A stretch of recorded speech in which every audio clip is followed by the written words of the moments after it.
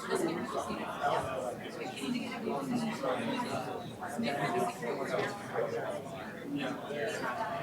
we're going to start. I am going to direct the Nancy. Have a seat for you over here. Thank you so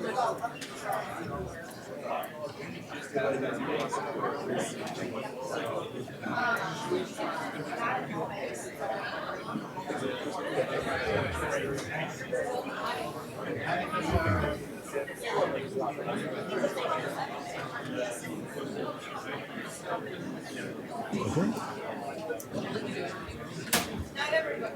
I don't say that.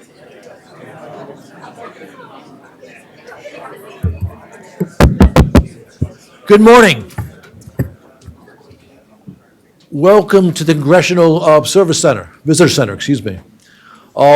I want to apologize in advance. My name is John Herbst. I run the Eurasia Center at the Atlantic Council. I apologize for our cramped quarters, and for those of you who have to stand, this is an important event, so we have lots of people who want to attend, and we only have a relatively limited space, which you see and which you are part of. This is a wonderful event about U.S. strategic interests in Ukraine. This is a conference which is 100% about American policy and not at all about politics. And to underscore that, we have 10 Washington think tanks across the spectrum who are participating today. The American Foreign Policy Council, the Brookings Institution, the Carnegie Endowment, Heritage Foundation, the Center for Strategic and International Studies, the German Marshall Fund, the Jamestown Foundation, and of course the Atlantic Council. And we are co-sponsored by Congresswoman Marcy Kaptur and Congressman Fitzpatrick, and I thank them very much for hosting us today. And the panel we're about to have will include both of them, and we hope Congressman Andy Harris, who I believe will be here shortly. I am known for my very short introductions, and I'll keep it here. Congresswoman Kaptur has been in Congress since 1983 and a real leader on foreign policy issues relating to Ukraine and Eastern Europe more broadly. Congressman Fitzpatrick has been in the House since 2017, and he has made himself a strong voice also on issues relating to Ukraine, Russia, and Eastern Europe. And with that, I will turn the floor over to Congresswoman Kaptur.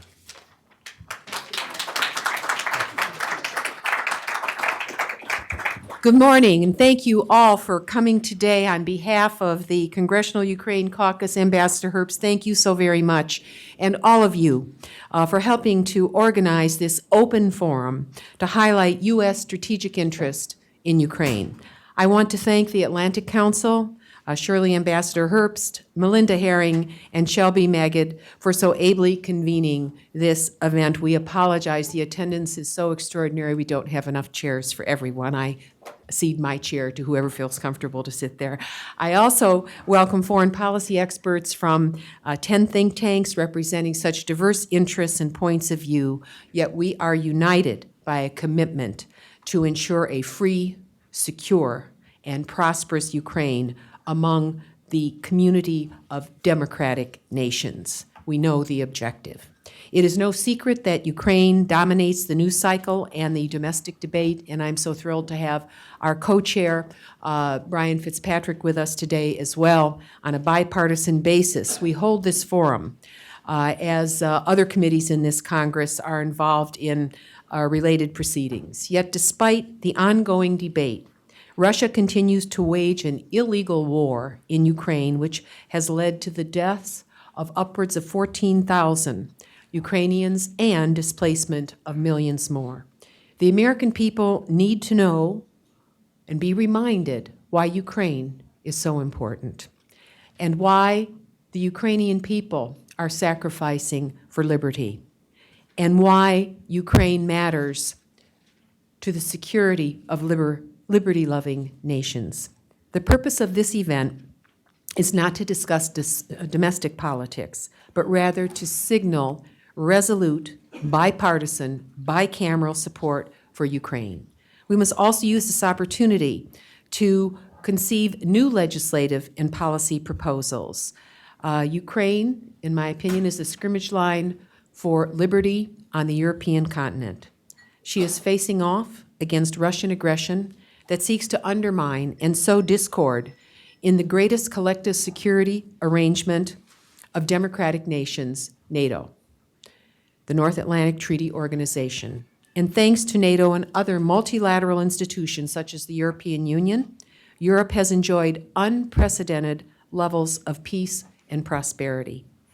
Americans, too, have benefited from their sacrifice and from the peace in Europe that followed World War II, including enhanced economic, cultural, and political exchanges. Perhaps most importantly, the United States has not been forced to send her sons and daughters to fight against tyranny in Europe. It has come at a price, and the American people have paid it. Meanwhile, in the face of increasing Russian aggression, Ukraine continues to make strides in its democratic struggle to shake off the rapacious grip of its oligarch class. This past year, President Zelensky and the Servant of People Party won the presidential and parliamentary elections with a clear mandate for democratic reform. The Ukrainian people made their voices known. They want to live among the community of democracies free from Russian invasion and aggression. Ukraine set up the long-awaited Special Anti-Corruption Court, and we look forward to the first case being heard. Ukraine is also so important because it is the pathway to democracy in adjoining nations, surely Russia. So it is critical that bipartisan support for U.S. assistance to Ukraine remain robust to deter Russian aggression, as well as to support President Zelensky's democratic agenda. Since Ukraine's independence, Congress has led the charge in supporting Ukraine's democratic trajectory. And we must, as Congress, speak with one voice to ensure that that message remains clear. For example, the Open World Leadership Center, an instrumentality of the Library of Congress, is a critical one to boost congressional diplomacy and exchange with democratic friends in Ukraine. Earlier, before Thanksgiving, our bipartisan caucus had the honor of welcoming 4 very new, talented members of Ukrainian Parliament, and we must also provide robust exchanges and support for Ukraine's veterans who are defending their nation against Russian aggression as we sit here today. We must also continue to increase our business opportunities for Ukrainian business leaders and even for Ukraine's real women who are feeding their nation, feeding their families, their neighbors, even walking among the landmines in the eastern part of the country. Imagine the courage and resolve that takes.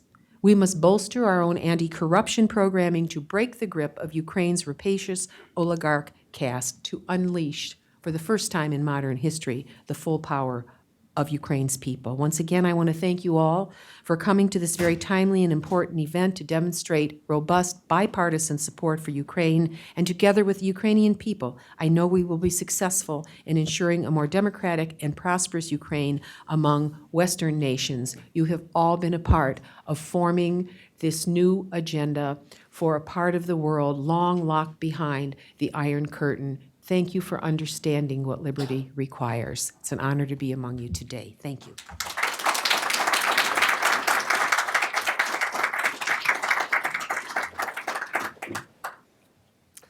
Good afternoon, everybody. Marcy, thank you. It's good to be with you, Andy. And we wanted to host today's event really to accomplish a couple things. Number one, to make it abundantly clear that our caucus and our Congress stand solidly behind Ukraine and the U.S.-Ukraine relationship. That is very, very important. Marcy and I have been working on this for quite some time now, as far as our work in the caucus, connecting with members of the Rada from Ukraine who are part of the American caucus in Ukraine. And obviously, we all have our own desires as far as what we're seeking to advance as far as U.S.-Ukraine relations. My connection to Ukraine, obviously, we have a significant Ukrainian-American population in my district. Also, my last international FBI assignment as an FBI agent was serving in Ukraine, helping them establish the NABU, the National Anti-Corruption Bureau. And during those efforts, And traveling that country, you could not help but be impressed and be inspired by the spirit of the Ukrainian people and their desire for strong ties with the West, and their desire, particularly among the younger generation, which are a very, very inspiring group of people, to rid Ukraine of corruption, systemic corruption, which has gripped that nation for a long time. The NABU was part of that effort. Marcy mentioned the Anti-Corruption Court, a very, very significant step in that effort. And also that we are advancing legislation here, in addition to financial support, in addition to military intelligence sharing, which is very, very important to support Ukraine's efforts to push back against invasion in the Donbass region, but also refusing to recognize the annexation, the illegal annexation of Crimea. And we have legislation on that. Myself and Brendan Boyle worked very, very hard on the U.S.-Ukraine Cybersecurity Cooperation Act. It was something that we saw up close and very present during my time in Kiev, when there were multiple attempts by Russia to knock out Ukraine's electrical grid. The cyber threats that Ukraine is under is very, very significant, and they need help in combating that. So I want to thank you all for being here. One of the goals of our caucus, and I've tried to help Ukraine in multiple ways, both in my role on the Foreign Affairs Committee, serving on the Subcommittee for Europe and Eurasia, serving as a commissioner on the Helsinki Commission, and also as the co-chair of the Ukraine caucus. Our challenge has always been to elevate the level of this conversation, to let everybody know, with all the other issues we're dealing with here in Congress, that this relationship is very, very important. It's important not just to Ukraine, it's very important to the United States. It's important to the region. It's important in national security for both countries and all freedom-loving countries. And we stand unified behind that relationship. We will make it grow. We will make it stronger. And it's got bipartisan support. And I think it's very, very important that everybody understand that loud and clear. So thank you all for being here. Thanks for inviting us. God bless you.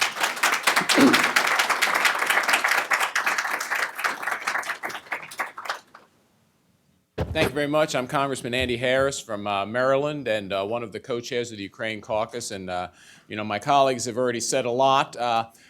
My interest in Ukraine is I'm a first-generation American. My mother, ethnic Ukrainian, born in Poland, in Galicia. So as in that part of the world, as Americans sometimes don't understand, boundaries change, but ethnicities don't. And it creates conflict at times, including the conflicts we see now in Ukraine. I just want to add, my voice to the bipartisanship that is so obvious on this issue. And it's an interesting day in Washington. This is not the only hearing occurring at the time, but this is one where Republicans and Democrats, conservatives and liberals stand together to show the importance, the strategic importance, as you will hear from the panels, of the Ukraine. Obviously, a flashpoint in the world, and the United States is taking a leadership position in making sure that that liberty, freedom, and democracy are established and preserved in Ukraine as it makes its latest efforts to emerge, as Ms. Capter said, from behind the Iron Curtain.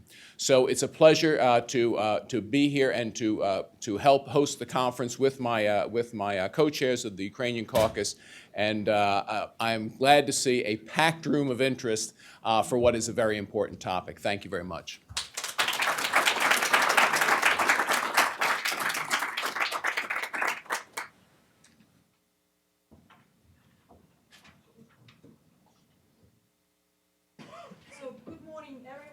Thank you. Thank you. Thank you for your interest in Ukraine. To begin, I want to one more time make sure that you are here for the right reasons. I want to emphasize that this discussion about Ukraine and about why does Ukraine matter to United States, and it's not about impeachment or discussion of such matter, despite the fact that Ukraine is source of much breaking news these days. So my name is Miroslava Gungadze. I lead Ukrainian service for Voice of America, and I am honored to introduce our panel today. Leon Aron, a resident scholar, director, Russian Studies, American Enterprise Institute, to my right. Ilan Berman, senior vice president, American Foreign Policy Council, to my right. Heather Conley, Senior Vice President for Europe, Eurasia, and Arctic, Director, Europe Program, Center for Strategic and International Studies. Ambassador Herbst, John Herbst, the Director, Eurasia Center, Atlantic Council, and Dr. Donald Johnson, Editor-in-Chief, Senior Fellow, Center for European Policy Analysis.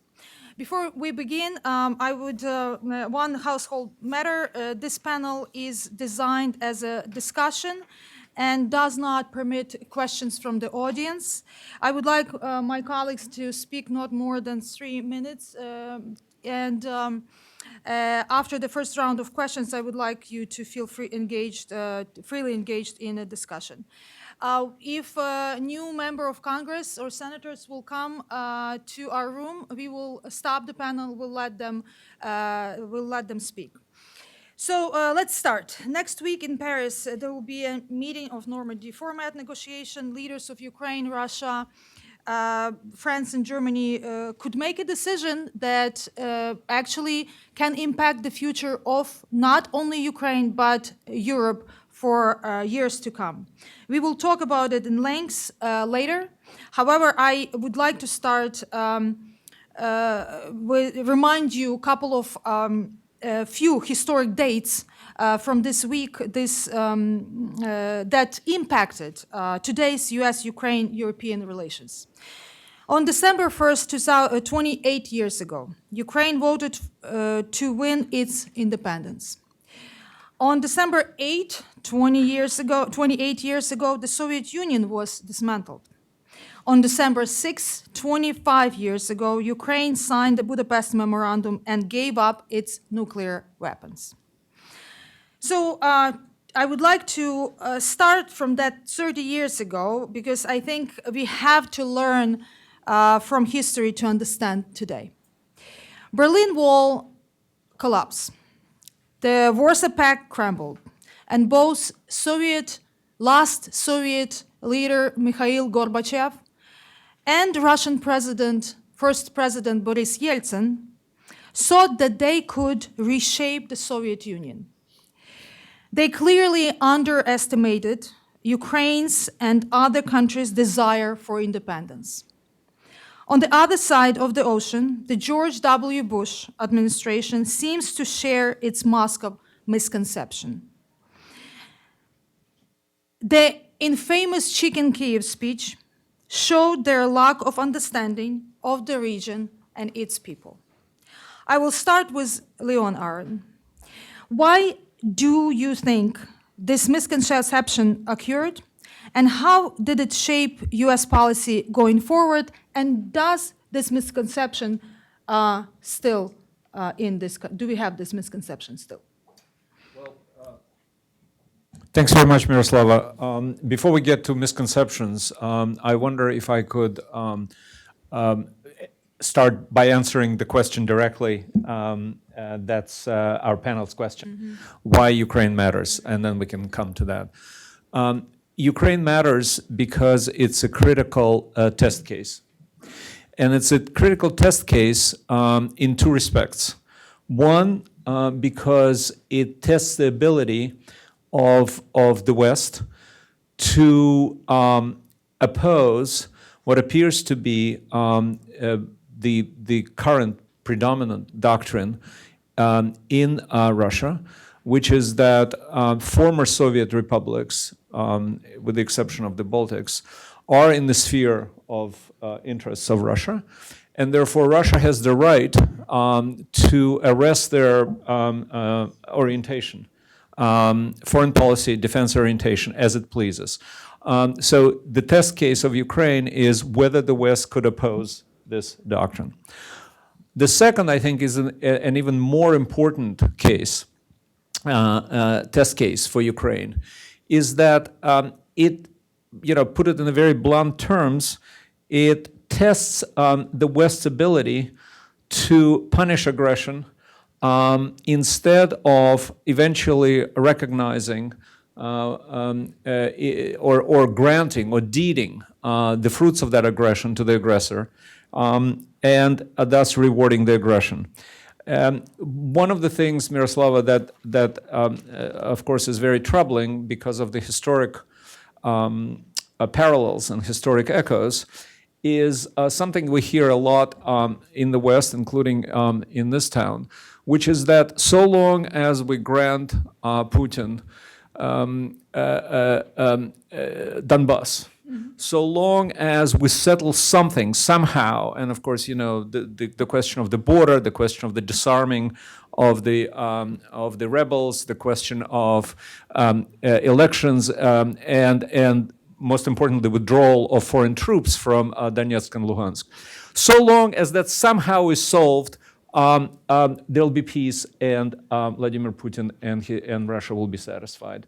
Let me conclude by saying that I don't think that's the case. I think for both deeply held ideological reasons and the reasons of his domestic political imperatives, Vladimir Putin has recast himself as a wartime president.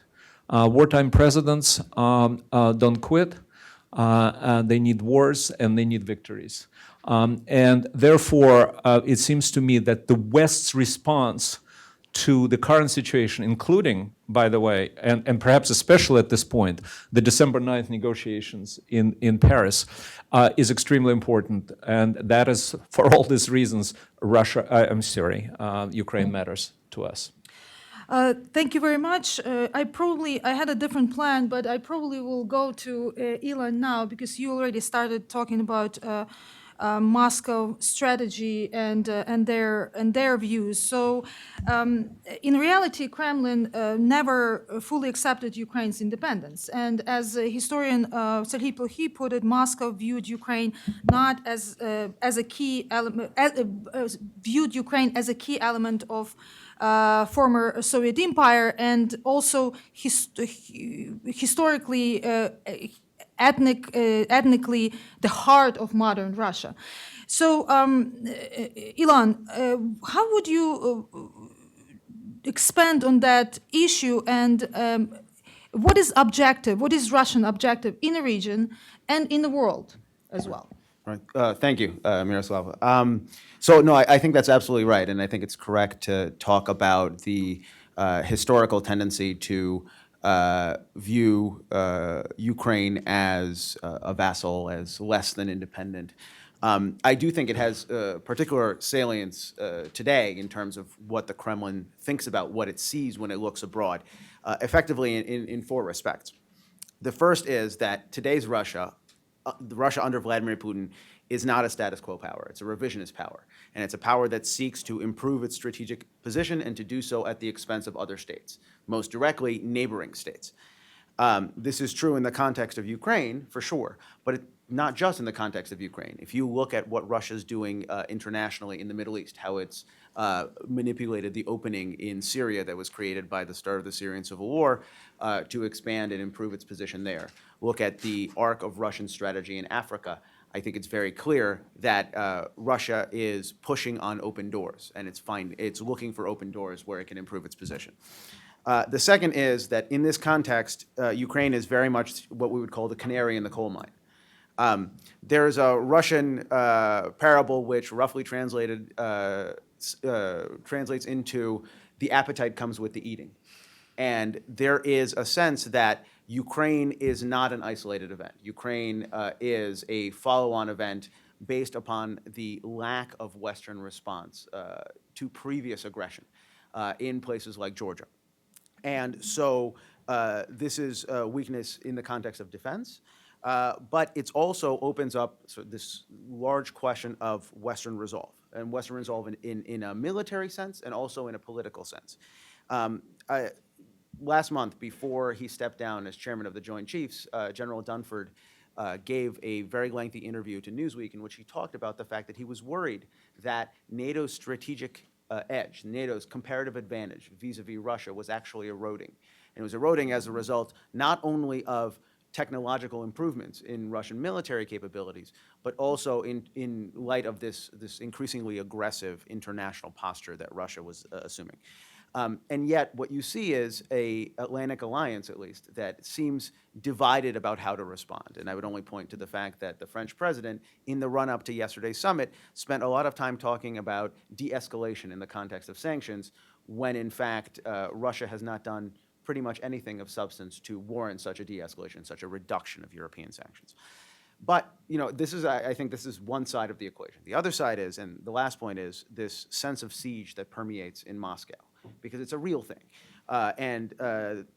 The strategy that you see Russia employing is that the best defense is a good offense, because Russia senses that there is an encroachment of alternate political organization, right?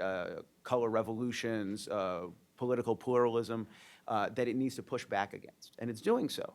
And in this context as well, Ukraine is a very important test case, because Ukraine's choice to pursue alignment with the West and to eschew partnership in the Eurasia Economic Union, partnership in sort of the Eurasianist construct that Vladimir Putin articulated, is very important. And it needs to be supported, because as goes Ukraine, so goes the rest of the post-Soviet space.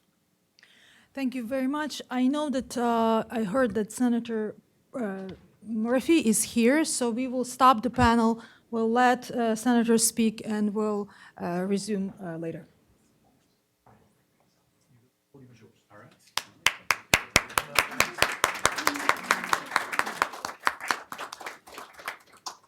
Well, good afternoon, everyone. Thank you very much for being here today. Thank you to Ambassador Herbst and to the Atlantic Council and others for convening this gathering. I am really heartened to see a full capacity room invested in making sure that we maintain here in the United States Congress a bipartisan consensus surrounding the need for the United States to continue to support Ukraine, especially in its continued hour of need. And I'm also glad that this panel will be bracketed by remarks by myself and Senator Johnson. Senator Johnson and I just got the opportunity to speak for a while yesterday about our continued interest in making sure that despite the continuing headlines in this town, that we maintain that bipartisan consensus as well. And it is really incumbent upon so much of the foreign policy community in Washington that is invested in the U.S.-Ukraine bilateral relationship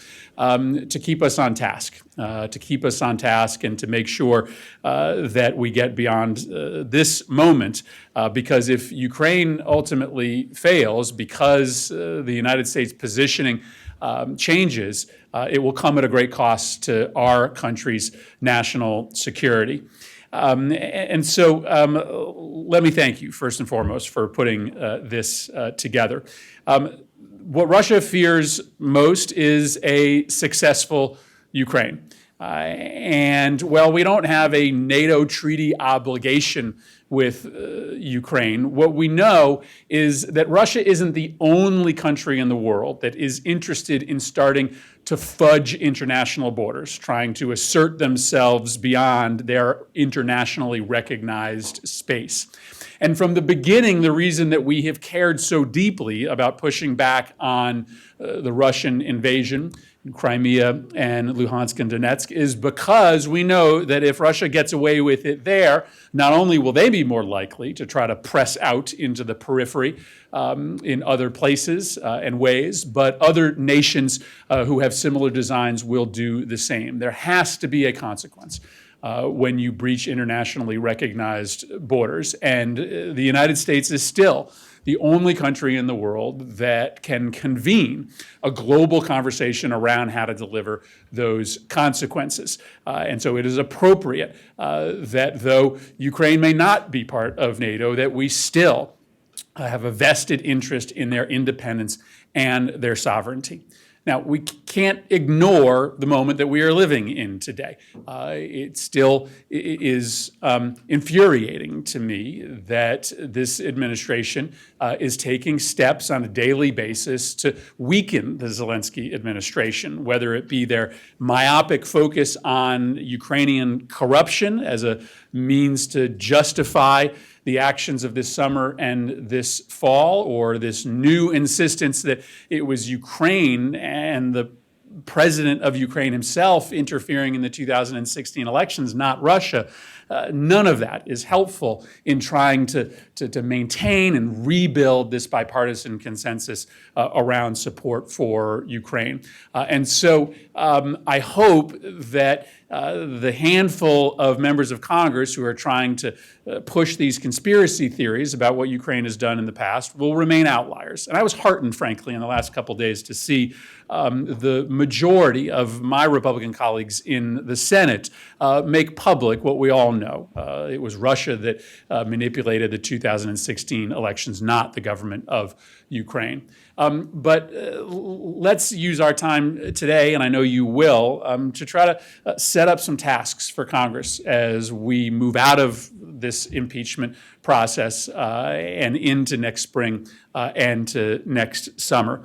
I admittedly was a slow convert to supplying the Ukrainian military with lethal American aid. I've never believed that there is a military solution to the incursion of Russia into Ukraine. I don't think that Putin actually wants to march his army or any proxy force on Kyiv. I think his desire and his design is to economically and politically break the country so that eventually Ukraine makes a decision to just give in and give up and elect leadership that will seek a detente with Russia that puts the Kremlin back in charge of affairs in Ukraine, as they were during the majority of the pre-Poroshenko era. And so I make the case that, well, continuing military aid to Ukraine is really important because I do think you need to send this message to Russia that there is going to be a continued cost to trying to move the line of contact.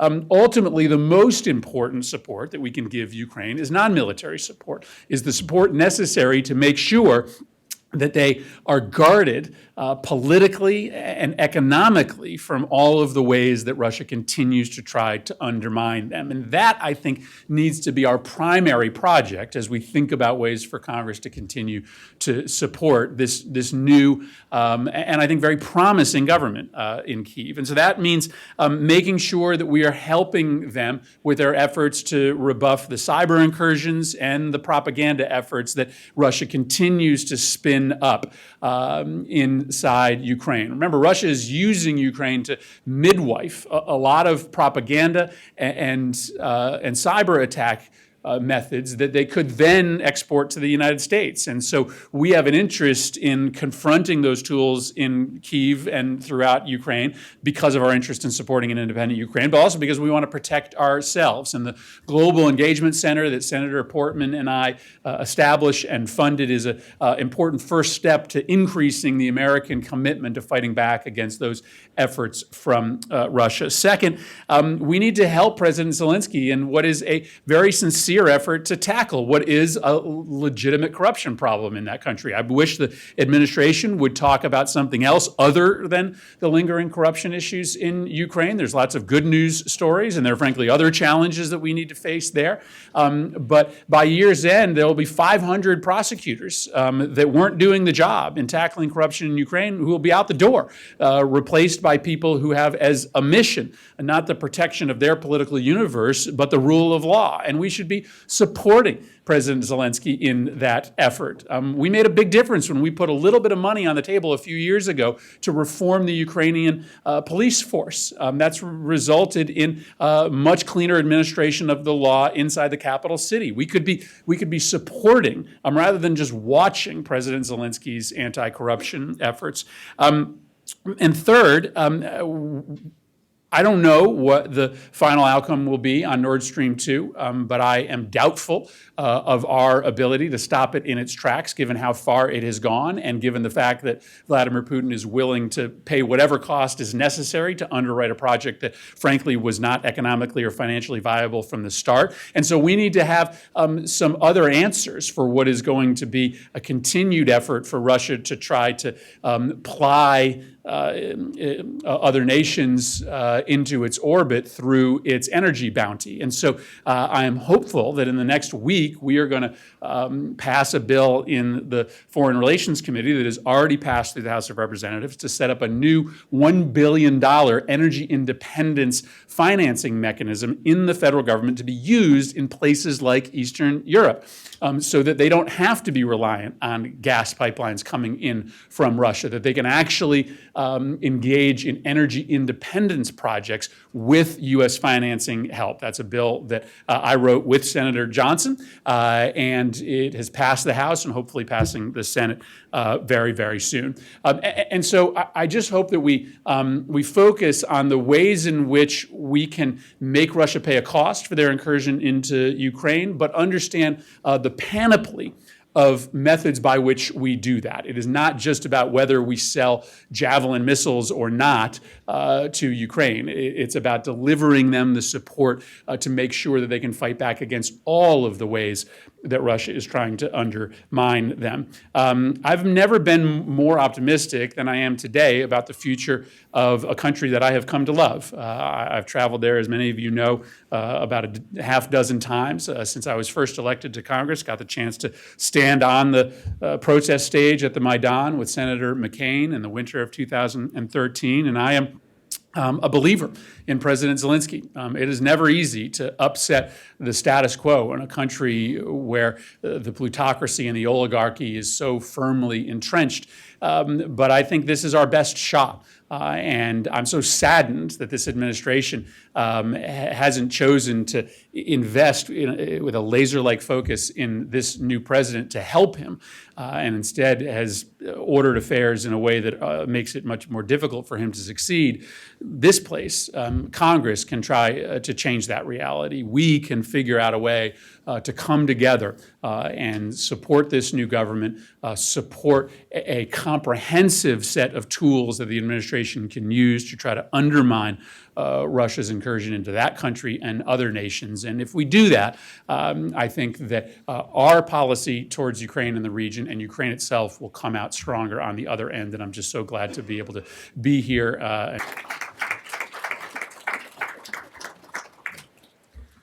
Thank you very much, Senator Murphy, reminding us about Ukrainian status in NATO and why United States would never use military force in Ukraine. I think we need to talk about it. And it's a good reminder as well that Ukraine was born nuclear. Nearly 2,000 nuclear warheads and 2,500 tactical nuclear weapons made Ukraine the world's third largest nuclear power.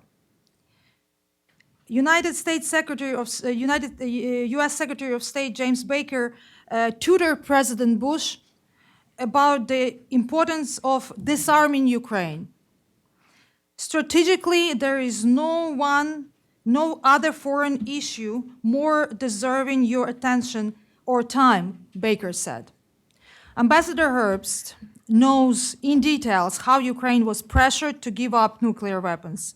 Looking back, do you think this was the right move to make Ukraine send all its nuclear arsenal to Russia? And could the United States have done more and given Ukraine not just assurance, but guarantees of its territorial integrity? I think that at the time, the policy of denuclearizing not just Ukraine, but also, there it is.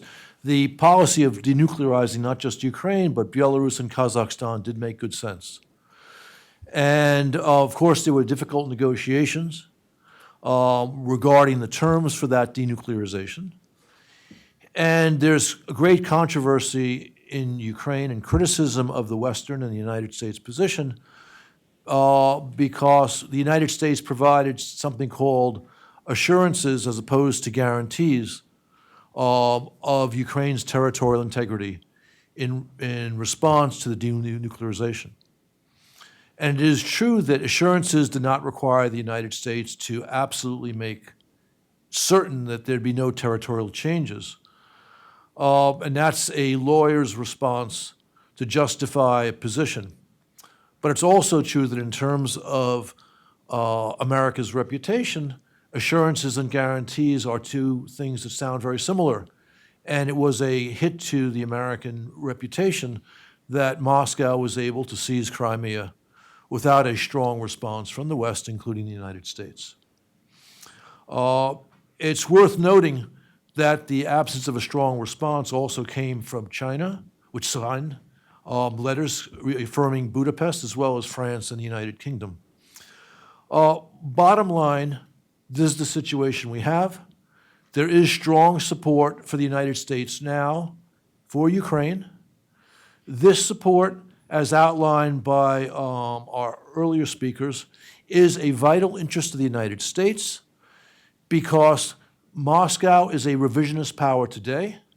Their appetite goes beyond the Donbass, and their appetite extends, including further into Europe. We do not have a commitment to defend Ukraine with our blood, but we do have such a commitment in the Baltic states. Stopping Putin in Donbass makes it certain that we will not have to stop him in Estonia. And we can do that because Ukraine is fighting for its sovereignty and its territorial integrity. We can do that by providing more military support, by providing more economic assistance, and more diplomatic support. This is the smart policy. This is the prudent policy. And I don't have any doubt that if we pursue this policy, Putin's revisionist agenda will be defeated in Donbass, and we don't have to worry about him elsewhere. And that is our vital interest. Thank you, John. And again, there's one more that reassurance package was involved NATO. So in 1994, NATO created so-called Partnership for Peace program and developed open door policy for potential new members in Europe. I would like to address next question to Heather. How substantive and real was this program, and why have NATO and the West failed to be more effective in the face of Russia's strong stand, first against NATO expansion to Ukraine and elsewhere, and now Russian aggression? Well, Miroslava, maybe just push this over here. Miroslava, thank you so much, and to John and the Atlantic Council, thank you. The best antidote to Russian aggression is bipartisanship here in the United States, and I'm so grateful to the members of Congress that continue to reinforce that. We have unity. There are 10 think tanks from the left, center, and right that are absolutely reinforcing of one another, of our assessments and what needs to be done. So bipartisanship and unity are very powerful, and I thank you so much. Miroslava, I'm actually going to take a step back in history, not to 1994, actually to 1990, and it is an absolute wonderful happenstance that as today we watch NATO leaders complete their meeting in London for the 70th anniversary of NATO. Actually, in 1990, NATO met in London and offered a political declaration. And I want to say this is where this idea begins. And it's not necessarily the George H.W. speech on the chicken Kiev, which is as important as that was.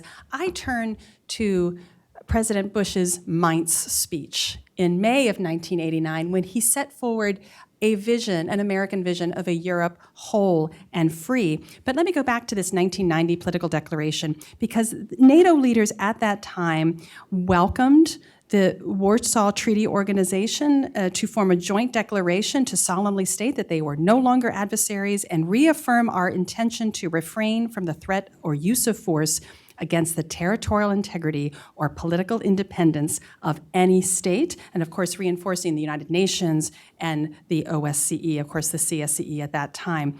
And NATO invited Gorbachev to speak to NATO. He invited these countries to come and establish diplomatic liaison missions to NATO. That's why we have a Russian mission to NATO. That was our vision. And President George H.W. Bush's speech at Mainz, he said, democracy's journey east will not be easy.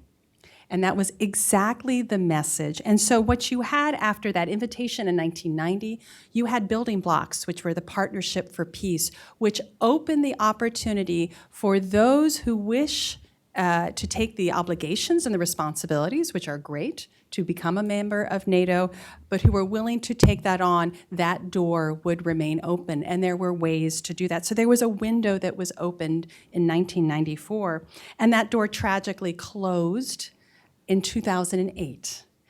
Although rhetorically that door is open and NATO is going to welcome its 30th member, North Macedonia, in early next year, it remained closed to go farther east. And I think that is, for me, the challenge of making sure that we reaffirm our commitment because, as all the speakers have said, NATO's security, and therefore America's security, begins in Ukraine.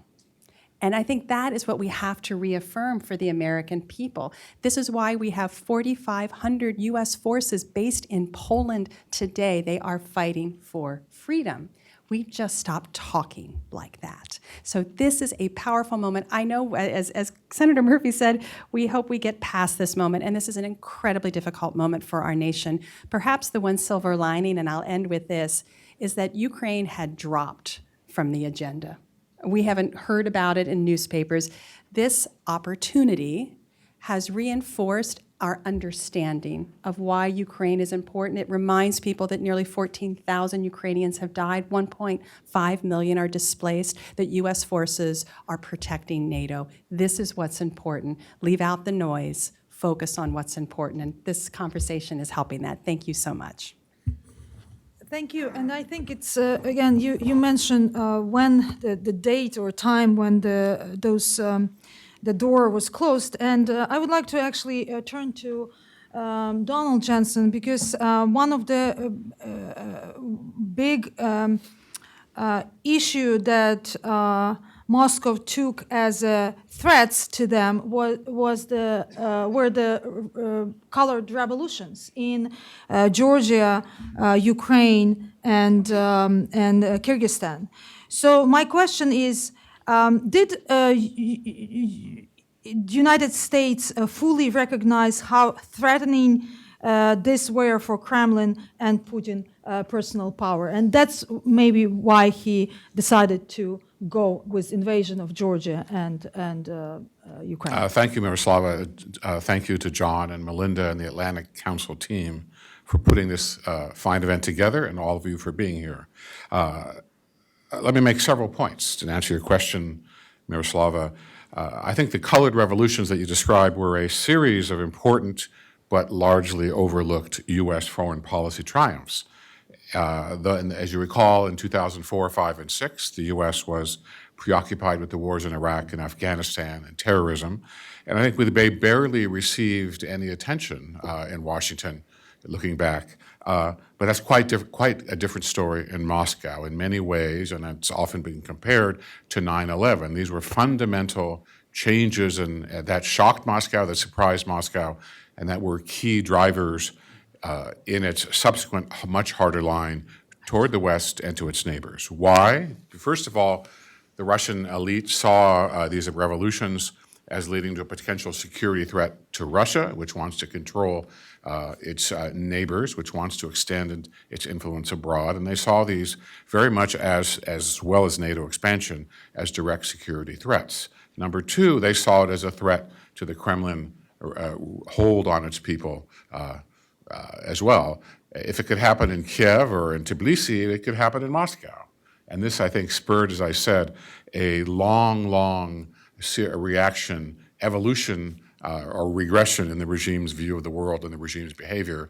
The Munich speech, the war in Georgia, ultimately culminating in, of course, the events in the Maidan, which became, looking back, increasingly not just soft power, but increasingly militarized. So today we have a much tougher view of Kremlin, going back to the colored revolutions for all the fits and starts and disappointments they had at the time.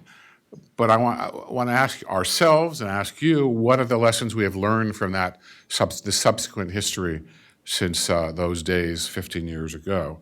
Number one, I think it tells us that Russia's strategic culture, the way it looks at the world and how it behaves accordingly, is quite a bit different from that in Brussels or London or the United States, maybe even in Paris. Russia sees problems, issues very differently. And so when you see, as you often do here in town, about the calls to engage Russia, well, that's simply not enough. We have to engage Russia cautiously, realizing how they see problems quite differently and acting accordingly. Number two, and it's a more hopeful lesson, I think, is that I think that Putin repeatedly underestimates and misreads the power of grassroots political and social movements, not just in the Maidan, but elsewhere as well. An advisor to Putin once told me he thinks that there's nobody he can't buy or manipulate. Well, the people of Ukraine showed that he was wrong. And I think that this is a short-sightedness. There's this keen vulnerability in the Kremlin. And the third lesson I would say is that all of this colored revolution and the Kremlin's reaction to it shows to what a key extent Kremlin domestic politics and regime preservation drives Russian behavior. It's not just about the realist paradigm of national interests and spheres of influence. It's about a much more fundamental thing, which is, will these people rule forever or will they not? So let me conclude by saying this is not just a call to realism, it's a call to all of us for idealism, because there's much more we can do to respond to the threat and the challenge, and that's why I'm so grateful to see so many people here today. John has a comment. I'd like to follow up on one point. We've seen emerge over the past several years, but especially recently, a group that calls itself realists. But I think they should be really described not as realists, but as ostrich realists, who somehow think that Kremlin aggression was a result of American policies. And the case that is made by the ostrich realists that it was in fact the expansion of NATO that's produced the crisis in Ukraine. What they don't understand is that the Kremlin's policies in Ukraine, which is currently a policy of war in Donbass after the seizure of Crimea, is the natural result of the frozen conflict policies that they put into effect the day the Soviet Union died. Literally, years before people began to talk about NATO enlargement. The policies of frozen conflicts evident in Georgia, in Moldova, and also in Nagorno-Karabakh went into place right away. The people running those policies were in the power ministries in Moscow. We don't know if these were their policies without Yeltsin's approval or with Yeltsin's approval, who was then president. But these were the policies. And the natural extension of that was the Kremlin war in Georgia in 2008, and of course, the war on Ukraine since 2014. Yeah, actually, I just one more emphasize this. Russia manufactured conflict. First, Transnistria in Moldova, then occupation of Abkhazia and South Ossetia in Georgia, the second invasion of Georgia in 2008, and finally the invasion of Ukraine and occupation of Crimea. Those manufactured conflicts. So Ukraine has been fighting now the war with Russia for more than 5 years, and with almost 14,000 people killed. The new Ukrainian president, though, seems to think that he can make a peace with Putin. December 9 can become a decisive moment. United States, unfortunately, is not present at that discussion. It's only observer for the Normandy format negotiation. I would like to ask you double question. What are the pitfalls for Ukraine in these negotiations? What would be the best outcome? And how do you see United States respond the position in these negotiations? Thank you. Miroslav, wanna can I start? Thanks. This is a very important question, and frankly, given the position, or at least the way I read the position of Chancellor Merkel, and especially President Macron, there's not much hope. So let me start. Many in this room may have read a very interesting, for the want of a better term, interview that President Macron gave to The Economist. It gained currency largely because he called NATO brain dead. But there are some other interesting things that he said. He said, and of course he is the host of the December 9. The hosts, as we know, are not merely providing physical space for such negotiations. They really play an oversized role in the framework. So one of the things he said was that he said we need to rethink Europe's strategic relations with Russia. He believes that, exactly as John said, that it was the fear of NATO's and EU's expansion into Russia, what he calls safe zone, especially Ukraine, that led to Moscow's decision to put a stop to it. So Macron asks, what guarantees does Putin need? And he answers, sort of like in Odessa, with another question, which is no further advances in his safety zone. He poses it as a question, but to him it's a rhetorical question. So what the implication is, so long as everybody agrees not to intrude into Russia's security zone, and so long as we remove this unnecessary irritant of Donbass, Russia will become a responsible European citizen.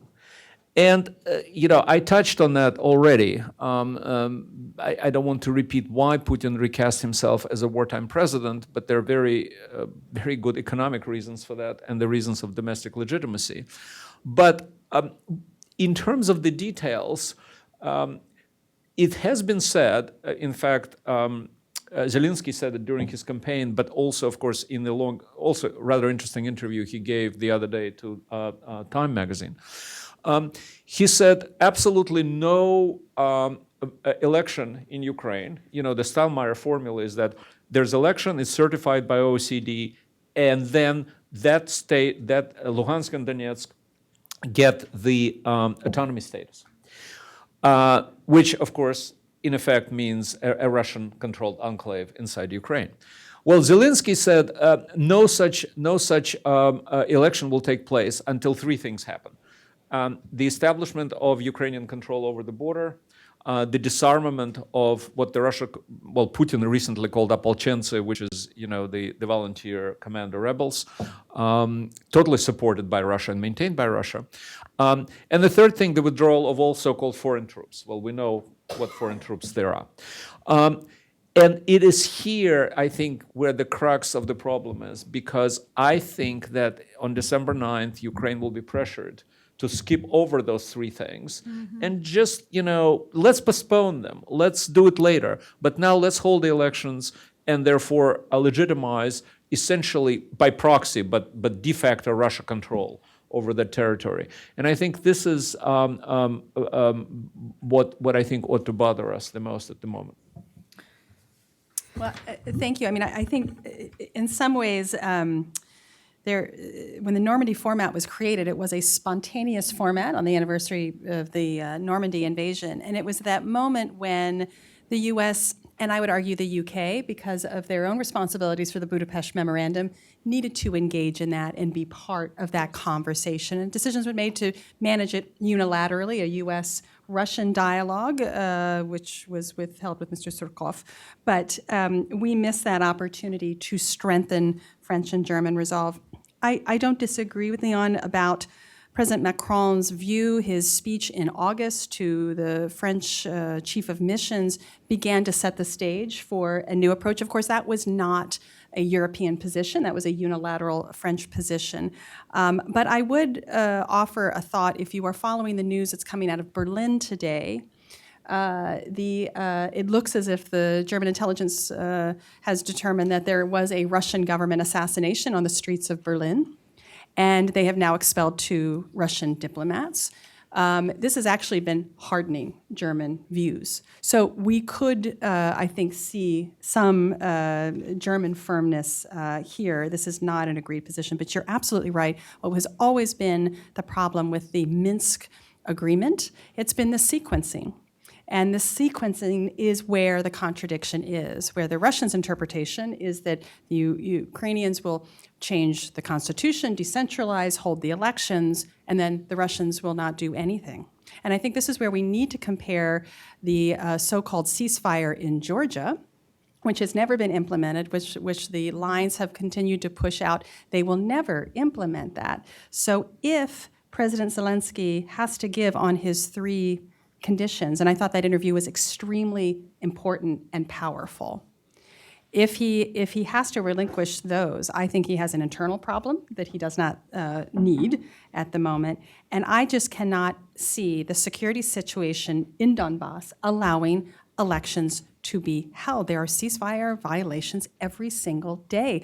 The OSCE monitoring mission is under fire every single day. Even if we suspended the situation and said, okay, hold elections, they could not physically hold them because the security situation cannot happen. But I do applaud, just one final note, pass it to John. I think President Zelensky has been correct in addressing the need to help the people that are trapped in Donbass for getting ease for pensions. We need to help people who are suffering, and his message of unity is powerful. That's powerful. We need to support in that effort.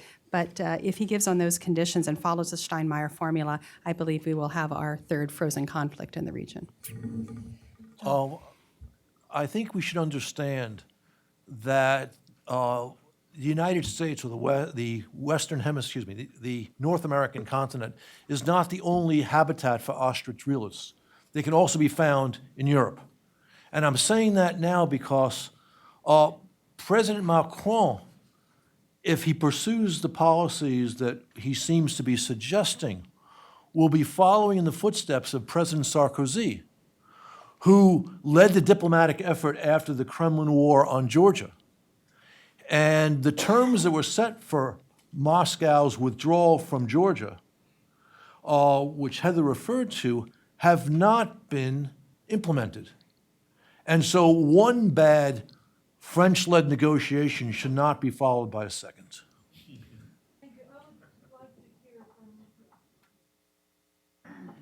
Thank you, Miroslava. This discussion reminds me of what my friend and colleague Ben Hodges says, that the Russian peacekeepers, they want a peace and then they'll keep it. My concern, in addition to what John and Leon have said, is that I think some people on Team Zelensky, and sometimes the president himself, say things that either seem uncoordinated or naive or unrealistic. And I think this is an invitation to the Kremlin to try and test them on what they perceive or assess as weaknesses in the Ukrainian position. And that's why I think the Normandy process is fraught with danger, not because I don't support President Zelensky, but because sometimes they say things which I don't fully understand where they're coming from. And I'll just leave it at that. Although I think in the end, they'll be okay. But again, there's room for concern, given the factors that Heather and Leon and John said, that they're going to be under pressure to do things that are not fully thought through, not fully coordinated, or not really hard-headed enough to deal with the threat that remains, if more sophisticated in a way from the East, but is certainly as strong as it has been in the last 5 years. Thank you. Especially the I always have. Yeah. So I would just content myself. I fully subscribe to what Leon has talked about. I would only make 2 sort of final points, macro points, in particular on the U.S. policy question. I think it bears noting that the current status quo is a status quo that favors Russia. Russia wants to stay, but it doesn't want to pay. And it has created a situation that has de facto eroded Ukrainian sovereignty by depressing Ukraine's economic vibrancy. right? And so the optimal solution, right? And it's not up to us to dictate the particulars of what Ukraine should or shouldn't do. But I think the optimal solution in the broad brush is one that imposes costs upon Russia for this adventure, and one that strengthens Ukraine's economic integrity, and as a result, its sovereignty and its political integrity, right? And that's the broad brush of what the U.S. policy should be. The particulars, I think, can be negotiated out by people who are far above my pay grade. But in general, I think it bears noting that going into these negotiations, it's very clear that delay, drawn-out, protracted talks benefit only one place. They don't benefit Washington, they don't benefit Kiev, they benefit Moscow. I would like to move ahead with a NATO question. Since we just celebrated 70th anniversary of NATO, U.S. is planning to cut its spending on NATO, and there are talk of increasing support for Ukraine and Georgia. How do you see this dynamic play out? Happy to. I think there's a little bit of misunderstanding. The announcement of the U.S. reducing its contribution to the NATO Common Fund, which is a common pot, and the German government, others increasing that actually does not necessarily impact anything about NATO's contribution in its support of its efforts in Ukraine. In fact, if anything, the U.S. loses a bit of rebate that it gets out of the common funds, but it was a demonstration to reduce the U.S. bill and to increase Europe's bill. I see support for Ukraine increasing, bipartisanship, whether that's through the European Deterrence Initiative. Of course, that fund did get hit because of the White House's decision to redirect funds to construction of the border wall. But I think there's increased, as I'm seeing in the conversations around the Defense National Authorization Act, of increasing those funds. Again, this is, very much what this conversation has been. People are redoubling their efforts because they understand its importance. I think you'll speak in Don's reference to General Hodges. I think when you speak to U.S. Military leaders, they are incredibly impressed with Ukraine's military. And again, Ukraine is a laboratory for Russian tactics and tools. We wish it were not so. We are learning an enormous amount of how that works, and that's incredibly beneficial to the United States and to NATO. So I actually, again, see this as this is going to redouble our efforts to support Ukraine. But across the way, there is military and security assistance, absolutely. There has to be strong support economically. There has to be strong support politically. We cannot do this for Ukraine. Ukraine must do this for itself. And if now, if not the moment, I don't know when it will be. So this is an incredibly important moment. But I see strong support for NATO. The concern that I have is the Hungarian government and its continued blocking of a formalized NATO-Ukraine discussion, commission discussion, and that is something that must be resolved as quickly as possible. Anyone would like to comment on NATO? I would then another question on NATO.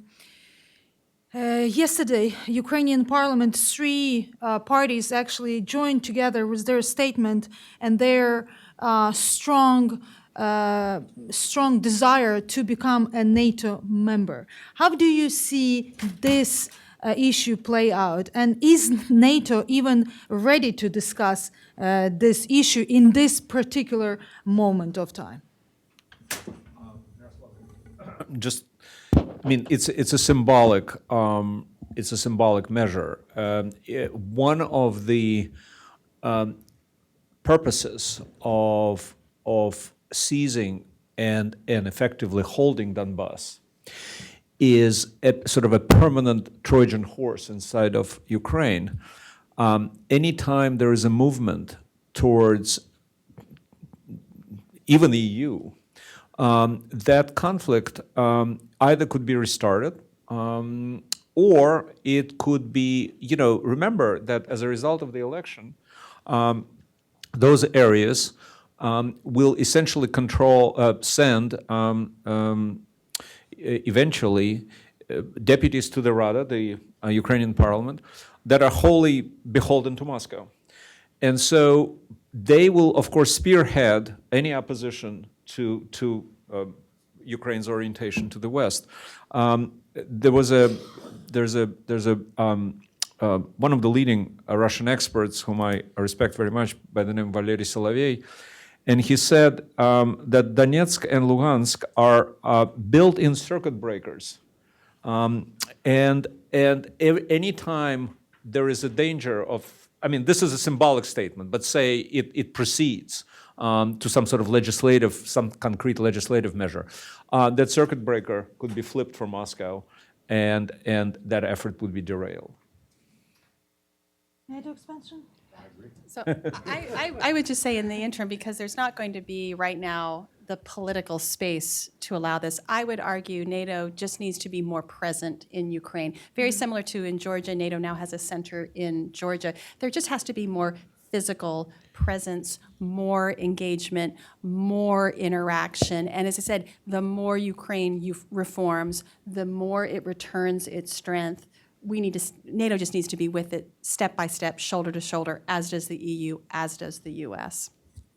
Miroslava, can I just hop in? And at the risk, by the way, at the risk of being the skunk at the garden party, I don't think we do ourselves any favors when we paper over the very significant problems that the alliance currently has, right? This is what we're seeing yesterday, what we're seeing today is not a show of great unity among the alliance nations, right? So the question about bringing in additional partners potentially, the truism is that alliances creep along at the pace of their most grudging member, right? This is a conversation, this is a conference about Ukraine. It's not a conference about Turkey, but it's relevant here because at a moment where we have serious doubts about the integrity of the alliance as a whole, I think, what Heather talked about, being present, being there, being fully capitalized, being fully capable in a military sense of defending the current parameters of the alliance becomes supremely important. And it's the prerequisite for having any further conversation. Strengthening Ukraine, that's the main. John? There's one more point following up on what Heather said. We have not discussed today the front that the Kremlin opened in its war on Ukraine in the spring of 2018, which was the strangulation of trade from Donbass in the Sea of Azov. One thing that NATO has done, partly in response, is to increase naval patrols in the Black Sea, particularly in the eastern Black Sea. But in fact, under the understandings of the Straits of Montreux Convention, which regulates traffic, military traffic, among other things, into the Black Sea, there can be more NATO patrols. So this is something that I believe the United States should be advocating and that NATO should be doing, sending more ships into the Black Sea as a reminder to the Kremlin that the naval component of its action against Ukraine is producing a response which is not helpful to Kremlin security. Donald. Yeah, John preempted me. Yes, I would emphasize in terms of making the case for Ukraine's eventual membership in NATO, we have to see the Black Sea region as an emerging security area that needs much more attention. We've spoken a lot about Slovakia Gap or the Baltic states, but the Syria, Turkey, Sea of Azov region needs much more attention.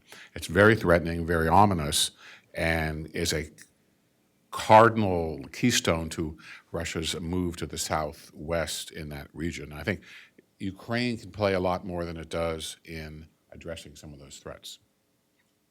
Well, I was just going to say, and this is where, to bring Ilan and John together, this is where the Turkish-Russian relationship has to be watched very, very closely. And certainly, Turkey has been a very focused and right now proper actor in following and implementing the Montreux Convention, but there is, as again, this is history repeating itself, there is enormous pressure being placed from Moscow to prevent exactly those NATO forces maritime forces into the Black Sea. And I think, again, strategically, we need to see the theater of operation is the Black Sea, Turkish Straits, and the Eastern Mediterranean. These are now one continuous area of operations, and we need to think in those broader strategic terms. Up until now, this current crisis in American politics, Ukraine enjoyed strong bipartisan support in Congress. I don't want to talk about impeachment, but does being in the middle of U.S. partisan battle may make Ukraine toxic? And is it possible for Ukraine to avoid falling victim to partisan politics in United States? Who wants it Let me first? grab that bull by the horns and. You're the So, courageous one. yeah, I am. So I would actually point out, at least from where I'm sitting, that, I mean, obviously it's a huge problem, and you know, this is a conversation that, at least in Washington, is all consuming, and it's very hard to talk about legitimate strategic interest. I mean, after all, that's the purpose of this conference, to talk about legitimate strategic interest in Ukraine and why the long game prevails here. I would actually point out something else, which is to sort of throw the ball over in the court of the Ukrainians themselves, because the more pervasive and potentially dangerous trend that I see is Ukraine fatigue on Capitol Hill, where there are a lot of demands for greater transparency, greater anti-corruption efforts, and there's been a lot that's been done economically, in the health sector, in the sort of in the transparency of the security services, but there is a sense that it's not moving fast enough, it's not moving as broadly enough as at least certain members of Congress expected.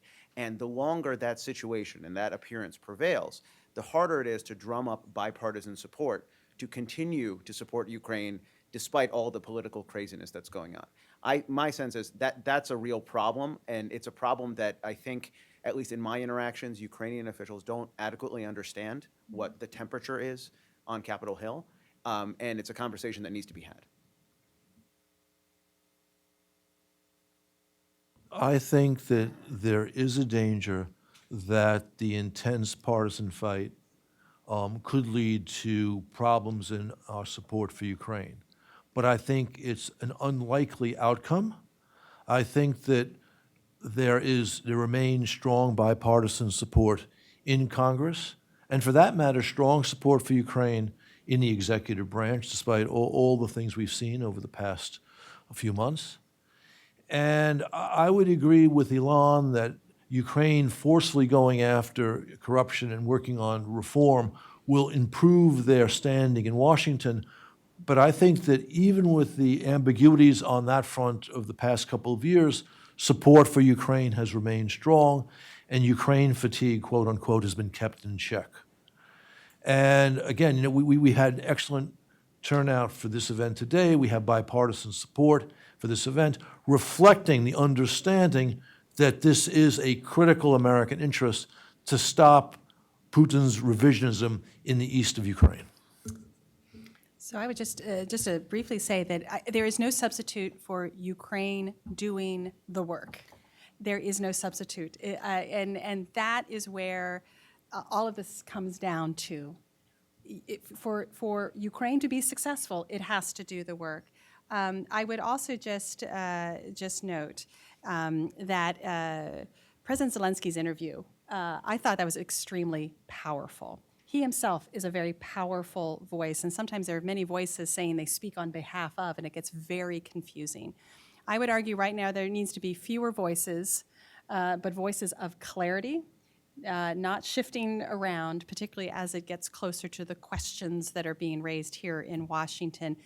Clear, consistent messages from President Zelensky himself are critical, and doing the work. And then the fatigue is not there. The support and the hope are present because we can see that work. No, okay. So we will be summarizing. So I would like each of the panelists to actually go back to the question of our panel. Why does Ukraine matter, and what is United States' strategic interest in Ukraine?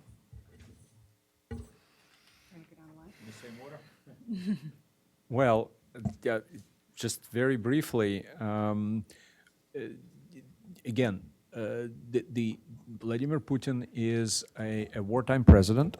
He's a president for life, and because of his own, I believe, very deeply held ideas and the domestic political imperatives, he needs essentially Russia and Russian people believing that sort of two contradictory things at once, that Russia is under siege, it's a besieged fortress, and at the same time it's victorious in its dealing with the West.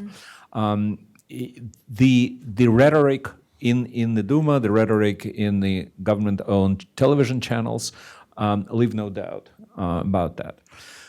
So then the question becomes, returning to what I said, if the aggression is not punished but condoned and in effect rewarded, and you reward an aggressor if you let them keep what they seized, then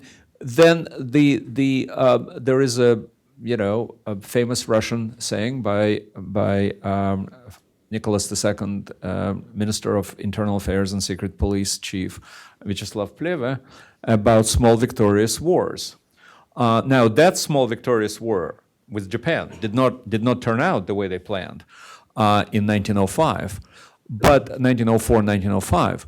But the point is that if you grant the aggressor one victory after another, there is a growth of confidence. There's a pressure, and the problem is that, to me, the greatest problem is that the growth of confidence and the domestic political pressures on Putin may result in another small victorious war. All right, so two points, hopefully amplifying what we talked about and what I tried to get across. The first concerns Russia, and I think it's become clear over the last hour as we've had this conversation that what we're actually talking about is a false choice. We're not talking about whether to confront Russia or not to confront Russia. We're talking about whether to confront Russia over Ukraine or to confront Russia later. And so that means that resolve in the support of Ukraine and seeing Ukraine as a frontline state becomes enormously important. And the second point is the question of Russian hybrid warfare. Russia has spent a lot of time and energy and national capital on inertia, on articulating the fact that, seeding doubt in democratic institutions in the West, on confusing the issue such that Western governments don't have a resolute response. In that context, what Ukraine has chosen becomes all the more remarkable, because even as we're confused over exactly which end is up, the Ukrainians don't seem to be confused. They seem to have made a very concerted choice, a choice in favor of the West, in favor of Europe and the United States, and against Russia. And that should be recognized, and frankly, that should be nurtured. Thank you. So I will go back to 30 years. The U.S. strategic framework for Ukraine is Ukraine whole and free. It is not free and it is not whole. And we have to stick to that framework and give the Ukrainian people every opportunity to see that aspiration. And I think that the most inspiring thing to me, as difficult as it was, when the Ukrainian election was held, President Poroshenko stepped down. A new leader, freely selected, was installed, and you cannot do that in Russia. And so that is why Europe, whole and free, must extend to Ukraine. Someday it must extend to Russia. Of course. And that's its greatest challenge. And of course, again, the American people must understand that U.S. national security begins in Ukraine. And when you understand that that's where our security may lie, then you put a very important point on it. So those are the two messages that I'd like to reframe. I'd like to end on an optimistic note. Donald has to speak too. So. No. Keep it rolling. Keep it rolling. John, I can't wait. To use an old Marxist term, I think just you'll like this. I think that the correlation of forces in the current fight favors Ukraine and the West for the following reasons. This is where I may disagree with Alon. The war in Ukraine is a Kremlin war against the Ukrainian people, not a Russian war against the Ukrainian people. So Putin has two great vulnerabilities. One is that in the current circumstances, thanks to sanctions, the Russian GNP is losing 1 to 1.5% of growth per year. Over time, that's real money. And the impact on the Russian standard of living is greater. So Russia, too, is suffering from Putin's aggression. The second point is the Russian people don't want their soldiers fighting in Ukraine. So Russian casualties are a Kremlin political liability. Now, Ukrainians want the war to end, but not at the expense of their territorial integrity or their sovereignty. In other words, so they're not going to agree to terms which allow Putin's control of Donbass to exercise a veto power over Ukraine's security. As long as Western support remains strong for Ukraine, as long as the aid and the weapons flow to Ukraine, as long as the sanctions remain in place on Russia, Ukraine will win this war at relatively low cost to the United States. That's the key point. And I hope as part of that, this institution will find a way before the year ends to sanction Nord Stream 2. Thank you. Optimistic or negative? I think the glass is half full and half empty. I very much agree with John's comments. But let me end on a commentary about Russia, which is that in the circles of which everybody at the table frequent, drink, eat, you hear a lot of cliches, one of which is that Russia is back, and that's from the ostriches John described. The corollary is Russia is back, and we must deal with it, both of which are very shallow and not very thought through. And the third is Russia is in decline, and that's the school I belong to. But for me, Russia's decline is probably, almost certainly, going to make it more aggressive, not less aggressive. And we've seen that all around the world. What was Maidan is now Syria, Venezuela, Central African Republic, where they get a lot of bang for their relatively few bucks. And this is going to continue. Russia in decline is more of a threat than Russia back. And that means we have to respond adequately. We have to not support Ukraine, as all of my colleagues and friends here have said, and not let it be the boy and the finger in the dike holding it back. Because if they don't succeed, and I agree with John, ultimately they will, there's going to be much trouble elsewhere, and there already is. So it's a summon for all of us to respond a little more effectively and a little more coherently to what's going on, and throw aside some of these cliches and these naive assumptions about either Russia's benign behavior or that Russia's back and somehow is going to have their appetite satisfied, because it's not going to happen. There's no at all evidence that that is going to happen. So that's... With that beautiful summary, I'm ending this panel. Thank you very much for your interest, and let's eat.